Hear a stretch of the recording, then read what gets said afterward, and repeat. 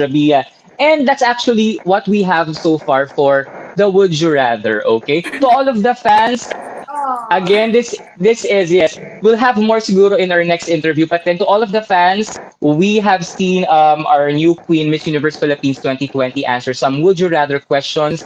If you have any, for example, comments and messages of support for your new Pinay Miss Universe Queen right now, key in your comments below. All right. Now, Rabia, this time I would like to highlight, of course, knowing that you are now our new Miss Universe Philippines 2020, but I would like to like focus this time on who you were before the crown. Okay, which is I think a very interesting storyline. Um, who is Rabia Mateo before Miss Universe Philippines? Maybe ano, what I can ask is maybe you can describe ano si Rabia, what was Rabia like growing up as a kid? Yeah, kasi ilang beses ko na din to na-share. Pero I wasn't raised in a wealthy family po talaga. So, I was exposed with life and nakita ko kung gaano kahirap yung buhay. So, I feel like even though, nandyan si mama, dahil single mother lang siya, and thankful naman po ako doon, I need to step up and I need to do something to end Mm-hmm. poverty sa amin. And naalala ko dati nung bata ako, sinasabi ko talaga na someday makakabili ako ng TV kasi wala kaming TV. So Mm-hmm. what I do is nakikinood ako sa kapitbahay, yung show pa namin Pedro Penduko, para when I come back to school, I can, relate to my classmates na pinag-uusapan yun. And then, nung nag-college na, I was able to get a full scholarship. But it's not enough. I need to support myself with the projects, Mm-hmm. with the baon. So I was trying to balance my studies and at the same time working. I was working as a model and na-experience ko din po yung mamigay ng flyers, yung Mm-hmm. sa mga events. Pero hindi ko yun kasi kinakahiya. Pero never ko talagang pinabayaan yung pag-aaral ko. And then when I graduated cum laude, I was given the chance to speak on behalf of the graduates. And Wow. kung sa pageantry, that was my crowning moment talaga. Kasi it's a testimony na pag pinut mo lang talaga yung heart mo, yung soul mo into your studies, magbubunga talaga siya. And doon ko na-realize na I love to speak in front of other people when I gave that speech. That's when I decided to become a lecturer because I'm a graduate of physical therapy. I Mm-hmm. could have tried doing clinics and going abroad, but I didn't because I want to serve here in my country. I want to teach, the young Filipino physical therapists and to pave way Mm-hmm. for the future medical professionals of this country. Yeah. And dahil po sa pagmamahal ko talaga sa pagtuturo, nakarating na po ako ng different areas here in the Philippines. I've been to Ilocos, Bicol, Iloilo, and Manila. And when I started teaching, it was quite challenging because first of all, babae ako and bata pa ako. So Mm-hmm. yung mga students ko po are just my age and some of them are even older than me. And the struggle was how will I let them, how can they respect me as a teacher? So na-realize ko na kailangan maging powerful yung sinasabi mo. Kasi pag alam nila na matalino ka, pag alam nila na alam mo yung sinasabi mo, makikinig sila sa'yo.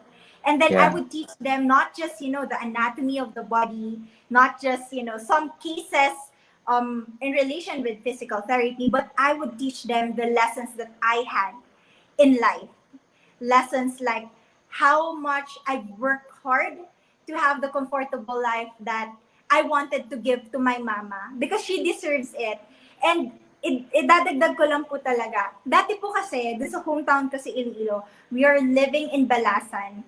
And our Mm-hmm. house is a nipa house. It's a kubo, bahay kubo. And then when Yolanda hit us around 2013 ba, if I'm not mistaken, yung Yeah. nangyari po, di ba, yung kubo, gumano na siya. Oh.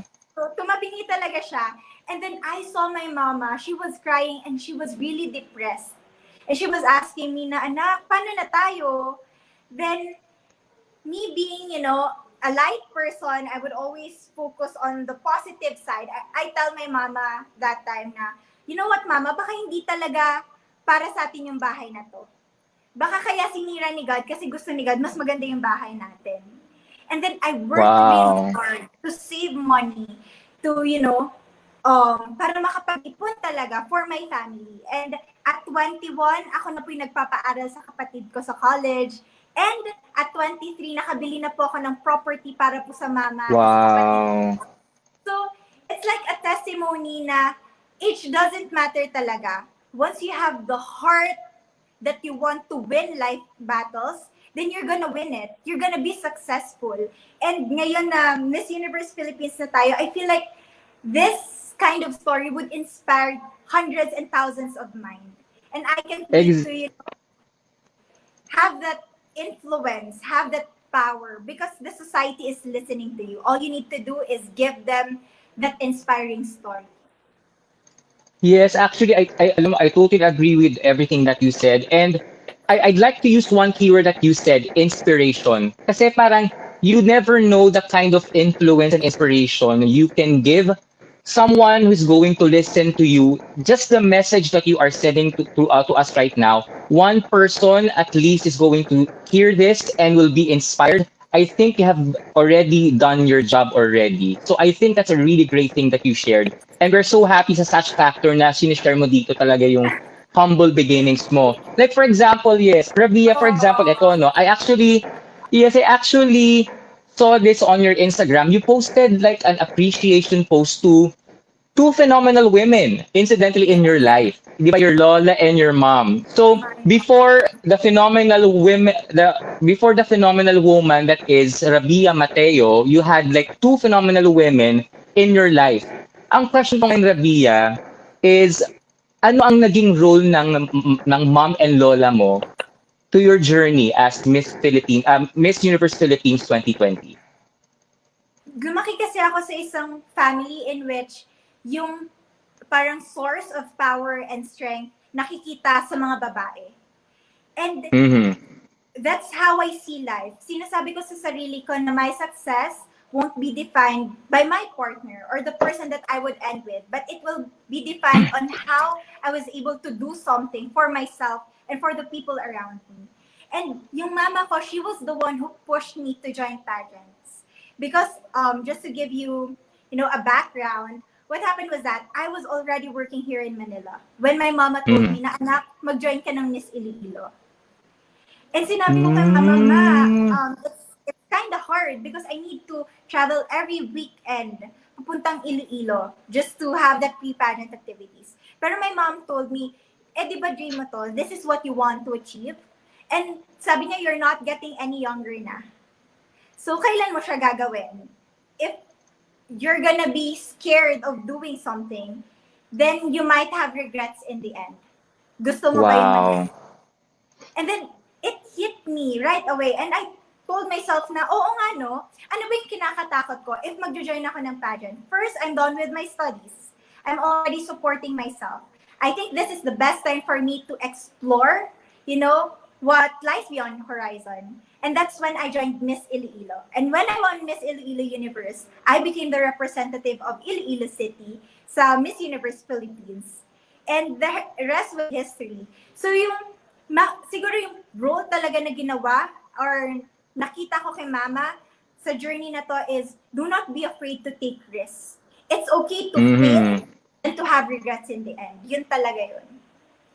Wow, actually, that's a really great thing you also shared, Rabia, no? Kasi that actually establishes the fact that it takes an empowered woman to empower other women as well. It's like women supporting women, especially in the family. And I think yun yung nakita natin sa story ng family mo with your mom and your lola. So thank you so much for sharing that. Now, since you already mentioned that si mama pala ang may kasalanan, siya ang dapat sisihin kung bakit ka nanalo ng Miss Iloilo. I think we have a photo here of Yeah. your winning moment in Miss Iloilo. This one, ayan. Ito ang yung winning moment. Okay. Maybe this is a perfect time for us to segue to your pageantry story. Okay? So, since na-share mo na nga na si Mama yung nag-push tayo to join Miss Iloilo, pero meron pa bang ibang defining moment that made you say, okay, I'm gonna make this, I'm gonna try this one. Kahit na takot ako, kahit na hindi ko to, it's uncharted territory, so to say. Meron ka bang ganong defining moment? before in Miss Iloilo? Maybe when I saw Gazini posted something about her father, na nag-meet sila, I think it was after Miss Mm. na. And sinabi ko, na-reconnect si Gazini with her father, it's because yung mga tao yung tumulong sa kanya. Kasi kilala na siya. And then sabi ko, baka this is also my chance, you know. I want to help my community, but at the same time, I also have this personal goal in my heart na baka through Miss Universe, ma-recognize ako ng tatay ko at masasabi niya na, oh, anak ko yan na, and proud ako sa anak ko. So it was also a Okay. factor that I considered na, yes, susubukan natin kasi wala namang masama pag sinubukan natin. Wow. So again, another example of a woman inspiring another woman, like a queen Yes. inspiring another queen. Si Gazini din pala isa sa mga like defining moments mo in her story. Now, let's